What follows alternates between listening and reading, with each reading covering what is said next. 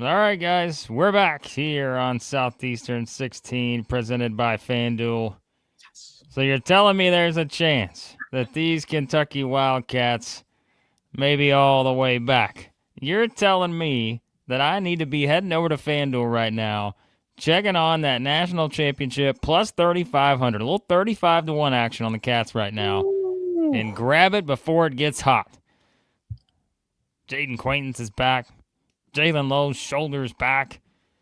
Everybody's almost back for Kentucky. Max, the depth on display here in this game, 78-66 win over the Rick Pitino-led St. John's Red Storm. As one Max Barr texted me a few minutes ago, the Red Sea has parted, and in comes a little J&J security here. A little Jayden Quaintance, a little Jalen Lowe. They're showing up at the doorstep and saying, all right, we're back, baby. And just as Oliver notes here, we would like to feel like we played a role in this as well. Not only are J&J back, the Southeastern 16 Kiss of Death is back. Oh, what a day for the channel here. Come on in, folks. Come on in, baby. This is what we've been waiting for. Here. All right. If you're not on audio, you're on video. Oh, I thought you were about to. I don't know what you were doing. Oh, What's is that that? real? Sledgehammer smashing my Oh, we're back sledgehammer button. We're back. We are so back. Are you kidding me? Are you kidding me? Mo Diabate, Jayden Quaintance, Jalen Lowe, the three dogs that are going to make this team tick. How about Jalen Lowe getting the hurt shoulder? Got to go back to the locker room. Comes back out. Get me in, coach. I'm ready to play. Put me in the game, coach. I want to win. I want to compete for the name on the front. For the name on the front. Oh, my gosh. Get me fired up. Destroyed the paint. Destroyed the rebounds. Didn't even shoot the ball well. 25% from three. Didn't need it. Didn't need those threes, Blake. Leave them last year. We win with defense this year. We're tougher than you are. Come on. Fired up, Blake. Fired up. Fired up. Like, I know Darren's, we always have fun because, like, wait, we got to slow down a little bit. Come on. You know we overreact to everything. We overreact to everything. Bill overreacting to the point where he says he's growing his hair like JQ starting tomorrow. Bill said. That's how in Bill is right now. I love it. But yes. All right, we are having a little fun here to start with, but we always have fun when the SEC has fun, and a good win for the SEC has, again, been a little bit hard to come by this season. A little bit hard to come by for Kentucky, as we know, too, but now the Cats pick up another victory here. We'll go through the numbers real quick, but JQ, I think, is going to get a lot of the discussion on this talk. Jalen Lowe as well, as they should. Take Oweh with 20 in this game. A little Otega Oweh looking like Otega Oweh also is worth bringing up here, I think, as well. He goes for 20 in this one, hit some big shots. You had Lowe with 13 in 15 minutes. You had Cam Williams with 11. My guy from the summer, Cam Williams, hit a couple threes in this one. Did foul out, but that's okay. Use all of them is what I say, Max. Use them all. You got them. Use them all. Jayden Quaintance, 10 points, 8 rebounds, 2 blocks in 17 minutes. That's a comeback stat line you'll take. Moreno goes for 8 and 9. Had 5 offensive rebounds, just like JQ. Total team effort here, but again, let's call it what it is. Man, hard not to look at JQ and feel like, if you're wondering why Kentucky brought this guy in, and if you're wondering why, maybe in the summer, we spent so much time talking about like the 2 possible scenarios that could play out with this team. It was A, what are they going to look like before he comes back? And B, what are they going to look like when he does come back? We're not just going to say that and go into it as in-depth as we did if we're just talking about any other player, just any player that on the team. Like, this is an impact guy. You could see that with the numbers he had at Arizona State. You could also see that in the reason why Kentucky wanted him in the first place. And now you sort of just understand that you're dealing with a different guy out there. And clearly, from the very beginning, as soon as he stepped on the floor, you could tell that he is going to make an impact in a way that this team has desperately needed for a month and a half now. Yeah. Hey, love the chat right now, but let's keep the keep the trash talk to just trash talk here. Big games in the SEC. Imagine that. You're gonna get some passion. That was passion out there on the floor from the Cats. Blake, the thing I love about this game is how they won it. The way that it was won is something that you can build on every single game, regardless of who you're playing. That's what I like. This is the foundation. This is the identity. How many times the first month of the season we're saying no identity? We don't even know what this team can lean into, where they can find themselves. Now you do. Get all the guys back. Get the confidence flowing. Mo Diabate, Jalen Lowe, a little bit of Cam Williams starting to pop through too. Not even a little bit, a lot of it. If you look at some of the on-off splits, some of the analytics, on-court, off-court, Cam Williams, one of the most important players for Kentucky, analytically at least, and he's passing the eye test.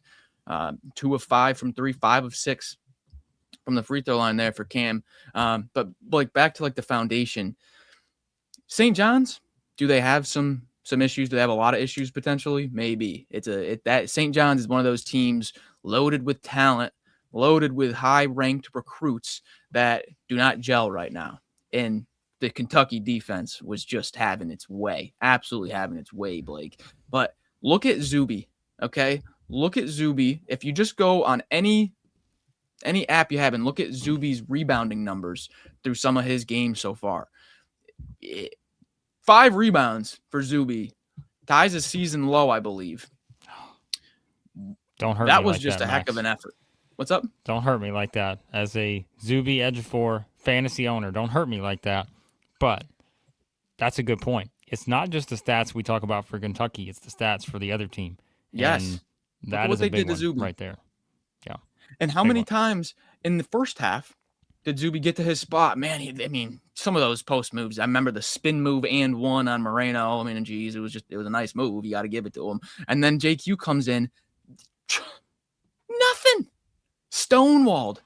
Do you know how important that is going to be against some of the elite teams? Against Florida. Against a Michigan. Against a Zags. Against a Duke. You can now play one-on-one in the post defensively. There are only a few teams in the whole country that can play one-on-one in the post defensively, regardless of who the opponent is. Now Kentucky can do that. That's a season changer, game changer, whatever type of label you want to put on it. Changes everything. Yeah. No, it does. And I think, like we said, it's just the nature of the league. We always say it's hey, you can have great guard play, but man, just given how many plays are made at the rim in the SEC, once you get into conference play, fouls, rebounds, just think about the teams that have been so good over the years and the teams that wind up getting to the top.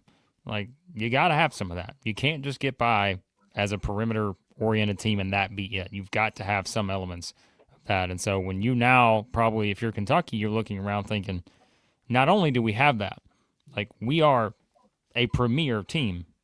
What we feel like now can be in the paint. When you've got that pairing of a JQ, Moreno, as we said, has certainly been a guy that you want to talk about who are the guys that maybe made the most of while he was out. He has to be right there in terms of again, and it's a freshman. You're going to get some ups and downs, but you think about kind of the valuable minutes he's had on the floor. I think that's going to pay off 2 months from now, 3 months from now. And then, of course, Mo D, again, I think this is where we're going beyond just this game here. I think you're looking long term at, all right, if you're looking at the way this can all come together, now that you add someone like that into the mix, and as people brought up in the chat, you brought it up, the defense just has leveled up, and that too. Remember all the pushback? Was it very early in the season? We had the show, and I remember exactly. The title was something about Kentucky. Could they be the nation's best defensive team? All this other stuff, and boy, there was a lot of hell caught from that. I'm not saying they're going to wind up being number one or anything, but you can see how this changes their defensive dynamic a little bit too. And you saw it in this game where they can get after it. Now, yes, St. John's, all that. St. John's a team that maybe is more of a work in progress than we thought, but let's not act like you don't look on the other side and, again, see a Zuby, see some of these other guys, and they're top class. They're guys who, are really good too. So, there's a lot of reasons to, I think when you look at the combination of this group now and you see initially how he fits in, because we could only go on, hey, they need this, they need that. But until you see how it fits in, you're still asking questions. But now that we've seen the fit, and I mean, how can you not be very, very optimistic, and not just the fact you won a game? I think now you're looking ahead and thinking, uh-oh, now I'm starting to see it. So, yeah.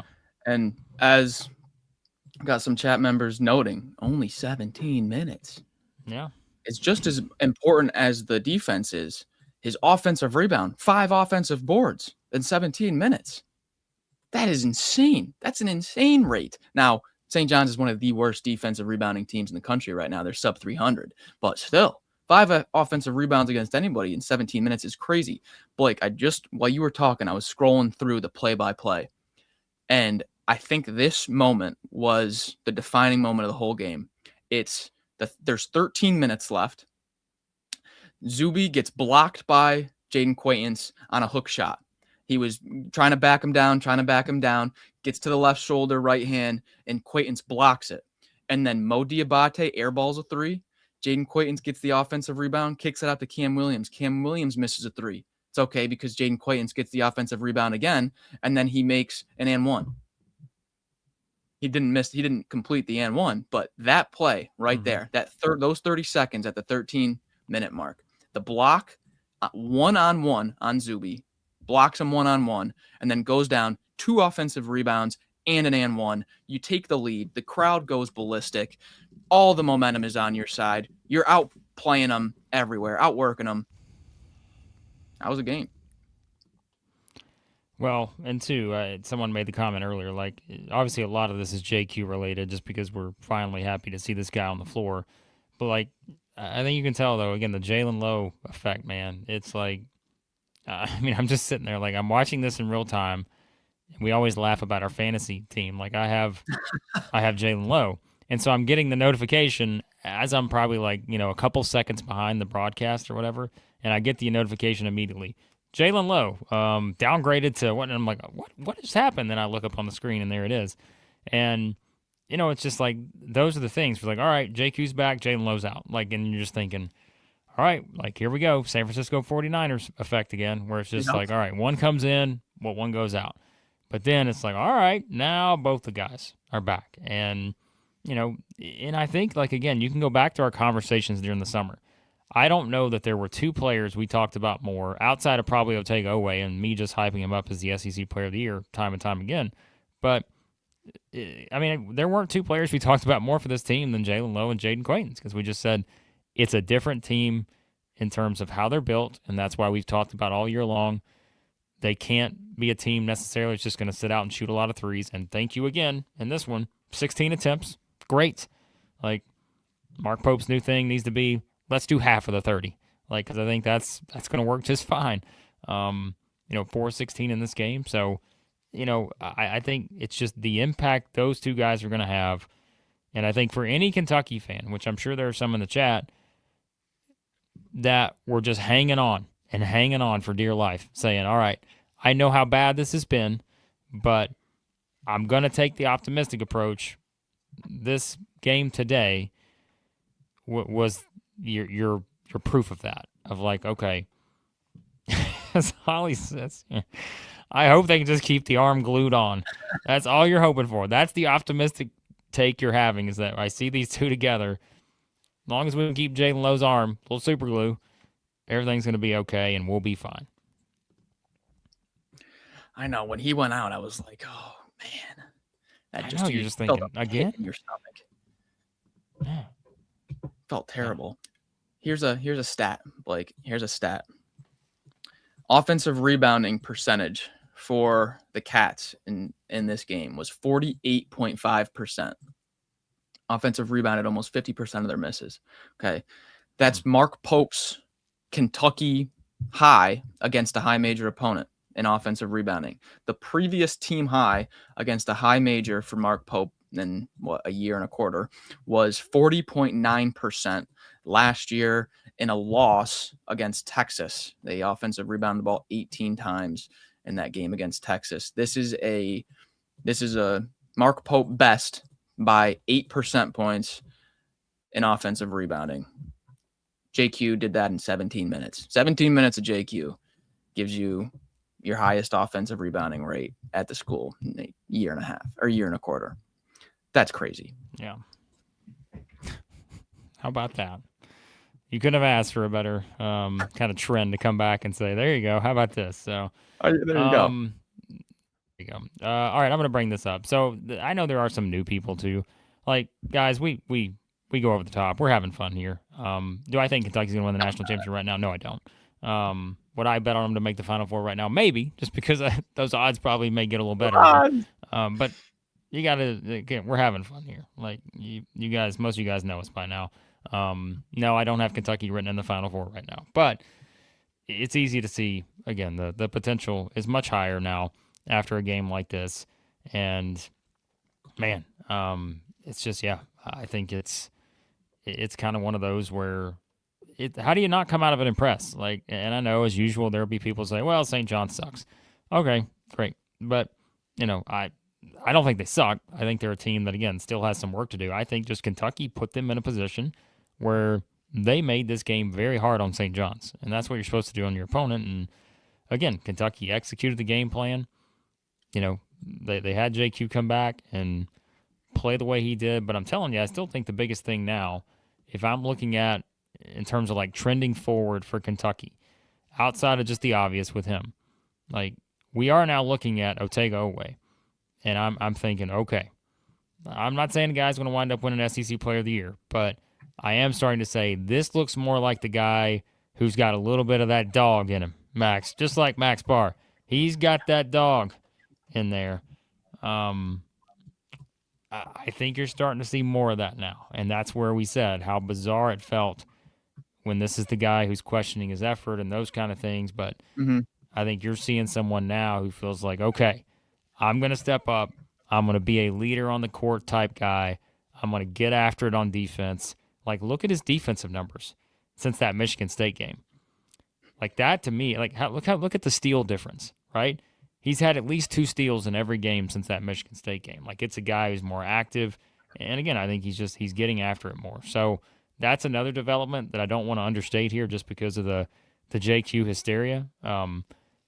Yeah, like I think Oweh is going to be as important, if not more important, than anybody the rest of the way, just because he was the guy we expected to sort of carry this team. And I think they're still going to need him to be that guy when you do have games that aren't 12-point victories, when you have games that are coming down to the final possession. Yeah, like I think this is another big development in the right way for Kentucky. And one thing about Oweh that we were talking about was that he doesn't have the space to operate that he did last year. Doesn't have that room. Yep. But Cam Williams starting to find his groove a little bit. I know he's only 3 of 7 in his past 2 games, but 6 free throw attempts. That was the most free throw attempts. He only had 4 the whole season leading up to tonight. He had 2 against Indiana and then 2 in November against Loyola. And 4 free throw attempts on the year. Goes 5 of 6 tonight. This is the most confident, most aggressive Cam Williams we've seen all year.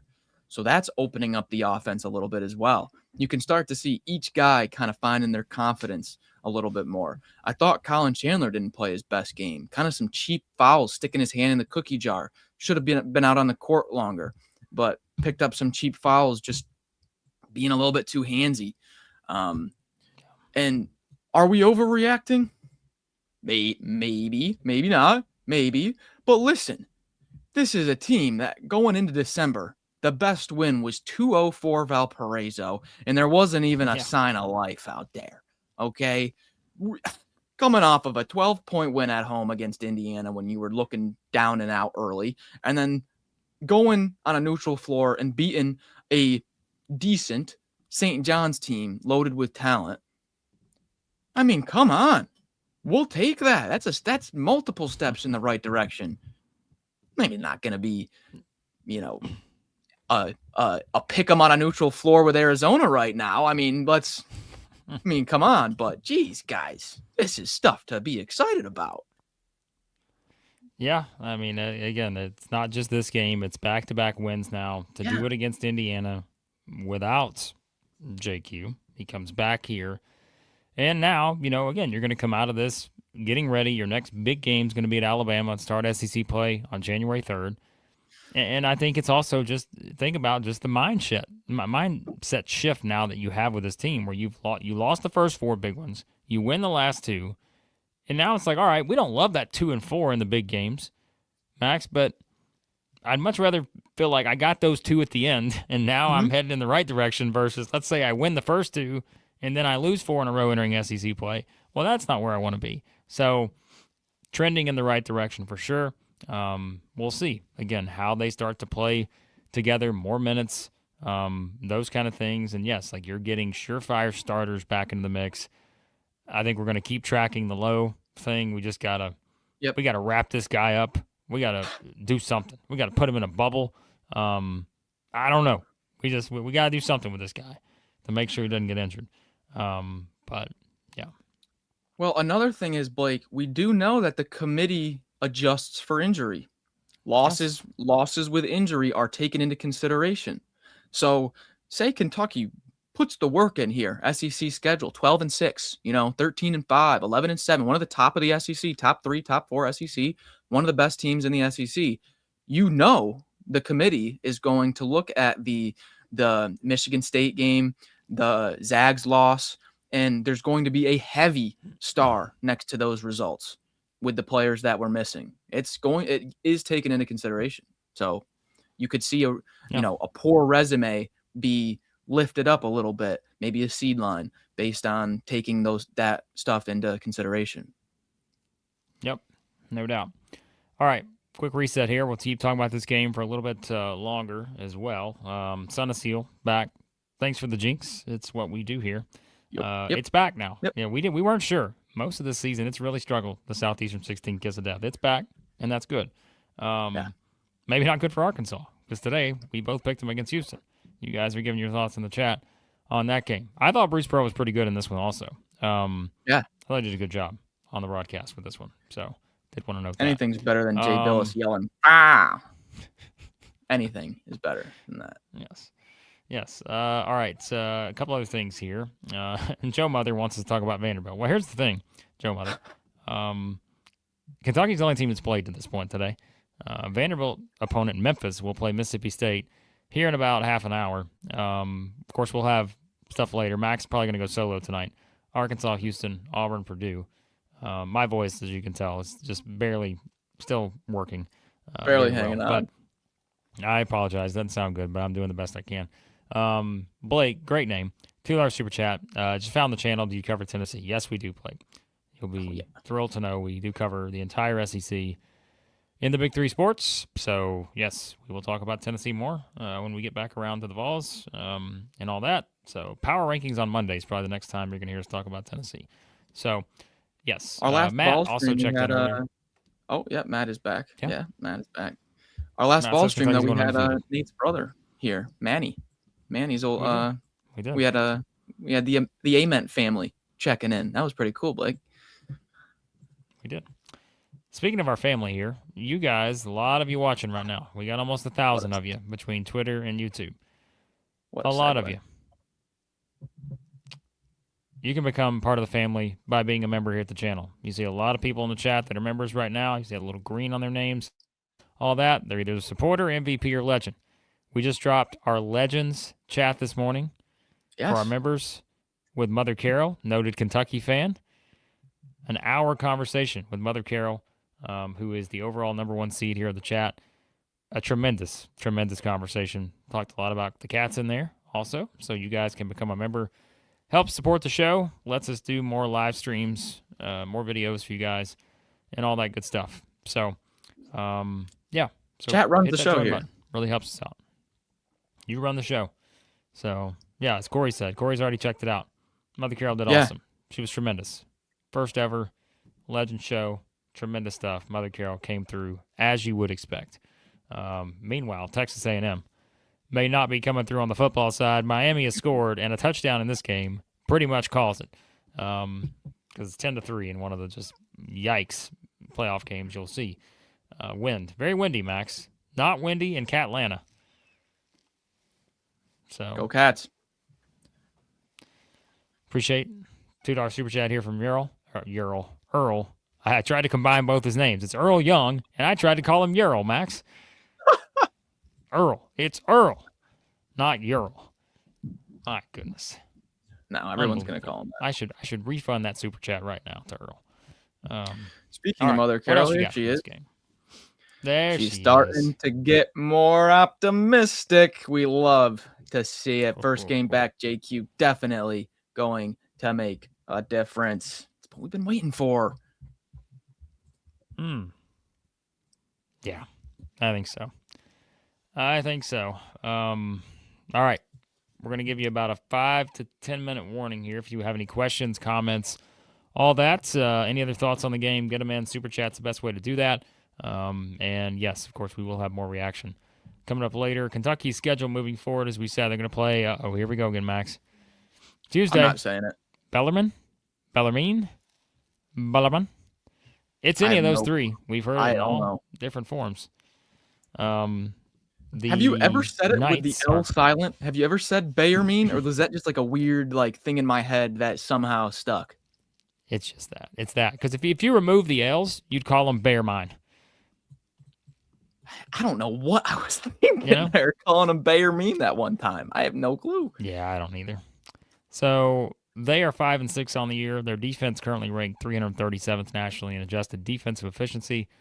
They're coming off a win against Chattanooga. And yeah, other than that, their best win against Houston Christian. Kentucky should take care of business in that one. Georgia beat them 104-59 early in the season. So, yeah. And then after that, as we said, Kentucky heads to Alabama to open SEC play on January 3rd. Mark that one down.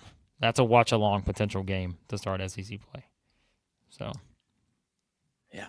But then after that, you get 2 home games against Mizzou and Mississippi State. 2 games you'll probably be a double-digit favorite in. Yeah. So, all right, Bobby notes it's Bellarmine. It's the best way to say it. Bobby's got us. Yeah. Chris brought up the point that someone brought up earlier. You can say however you want to say it. There's no rule. Wonder where you will put Kentucky in the power rings this week. That's a great question. Me too. Guarantee it'll be too low. We had them at 8 on Monday. We did. Listen, you want to talk about a no-win situation on Monday? If we put Kentucky at 3, we're going to get vilified for saying we overreacted by everybody else. If we put Kentucky at 6, we're going to say we're not reacting enough and considering they have JQ. We can't win on these power rings on Monday. So, I don't know. Where would you remember, guys? Super Chat bribes. We will accept bribes. Where would you guys put them? Super Chat. Yeah, you tell us, where would you put them after this game? A lot of it's going to depend on today's results, too. Auburn beats Purdue. Auburn's moving up. Arkansas beats Houston. Arkansas can't move up. They were 1 this week. Those games, you've got some potential swing-type games. Vanderbilt's at Wake Forest. Vandy loses that one. They're going to move down. I don't really see anybody else that's going to move based on tomorrow's game. So, yeah, we got a little stuff going here. It's getting cloudy at the top. If they're not 1, doing something wrong. There you go. I was going to say top 6.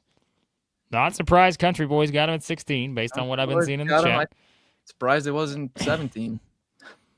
I'm surprised Country Boy didn't add Clemson and North Carolina to the SEC and move Kentucky to now a couple more spots. Corey's going to say 5. Okay. Tim's agreeing. Also likes the 5 spot. So, yeah. Holly says top half, but haven't shown enough to be 5 yet. We'll see. So, don't know. Right now we've had our I don't know, disagreements with Mr. Ken Palm so far this year, but 5 out of the teens are the SEC right now. 10 through 20. 5 of 10 through 20 is the SEC right now. So we don't got those top 10 yet. Okay, yet. I think we will. But man, a lot of 2-3 seed projecting teams, Blake, which is, hey, not too bad based on where we were a few weeks ago. Listen, You guys can give us your answer in the chat. But if you had to guess if there's anyone on this screen right now that's going to overreact and rank Kentucky higher than most people think they should, which of us do you think that's going to be? We all know who's going to be the answer here. Come on. That's an easy question. So, all right. There you go. We got more games to watch today. It's fun to have the Cats fans back in a positive mood. The channel has needed that. The SEC has needed that, you know? We got Kentucky back and feeling like they're headed in the good spot. SEC play. Arkansas. All right, we'll see today. But still, I think you're going to feel pretty good about where you're at. Again, we mentioned, I think Florida's trending in the right direction. Tennessee, big win. Vanderbilt, win or lose against Wake Forest, going to feel pretty good about where they're at. Alabama, I think the same way. This is what we wanted, Max. We wanted the SEC play to feel like, all right, we got teams playing their best, all right? And look at all the comments right here. First two started with Max, and then from there on, I think I've pulled a sweep here on the overreactions on this. So tremendous. You guys are great. Oh man. All right. I'll be back with you. We've got Arkansas, Houston, and then 1 hour after Auburn, Purdue. So unless Auburn, Purdue is absolutely disastrous to a point where we don't want to wait till the end of that game, we'll be going. Yeah. Join me back up probably around 7:30 Central after that Auburn game finishes up to cover the rest of the day. Yeah. I need the chat helping Max out tonight. Max going to go solo on this one. Allow me to rest my voice a little bit so we can get ready for power rankings on Monday. So, yes, and we have a lot of football stuff, of course, still to come today. Reaction to this atrocious Texas A&M Miami game, which may be going to overtime. You guys tell me. I see 3rd and goal at the 5 for A&M with 28 seconds left. We may have overtime in this one. We'll be back here on the channel. Subscribe, like, turn on your notifications. Leave your comments below. Thoughts on John said, are we going to do the watch-along for the national championship? You know what he's talking about, Max. Kentucky and Texas A&M. The volleyball national championship. We may have to do something for members. We may have to just watch it, give you a little reaction to them. I mean, we may have to. Can you imagine Max Barr and I watching the volleyball national championship without having watched a single match all year long? If you want it, let us know in the chat. My sister was a libero. No. Digging. Oh, a libero. Oh, no, that's... I went to all the travel volleyball. Yep. That's tough. Went through all that. Okay. All right, it's up to the chat. If you want us doing a volleyball reaction stream, let us know. National championship tomorrow. I can't think of anything better for me and Max Barr. All right. Appreciate you guys. Hit the like button. Turn on your notifications. Subscribe. All that good stuff. We'll talk to you soon here at Southeastern 16, presented by FanDuel.